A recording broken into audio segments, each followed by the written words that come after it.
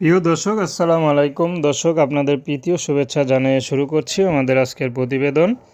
তো দর্শক, আজকে আমরা এক অসহায় মেয়ের গল্প তুলে ধরব, যার নাম হচ্ছে রিমি। রিমির বিয়ে শাদী হয়নি। তো রিমি ইউটিউবে এসেছে একটা ভালোবাসার মানুষের জন্য, কারণ রিমির বিয়ে শাদী হয়নি। রিমির পরিবারে মা আছে, ছোট একটা ভাই আছে। তো মার অবস্থা খুবই খারাপ, কারণ মার বর্তমানে খুবই অসহায়, কারণ মার তার পরিবারে যে দেখার কেউ লোক লাগবে সেই লোকটা নাই। তো এই জন্য রিমি ইউটিউবে এসেছেন। রিমি চাচ্ছে ভালো একটা মানুষ, যে মানুষটি তাকে সারা জীবন পাশে রাখবে, কখনো ছেড়ে চলে যাবে না, এমন একটা মানুষ পেলে রিমি বিয়ে শাদী করতে রাজি আছে।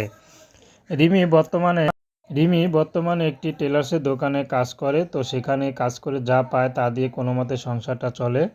তো রিমির বিয়ে শাদী হয়নি। তো রিমি চাচ্ছে ভালো একটা জীবনসঙ্গী, যে তাকে একটু ভালো রাখবে, ভালোবাসবে। সেই মানুষটি যেমনই হোক না কেন রিমি বিয়ে শাদী করবে। রিমির কোনো পছন্দ নেই, কোনো চাওয়া পাওয়া নেই।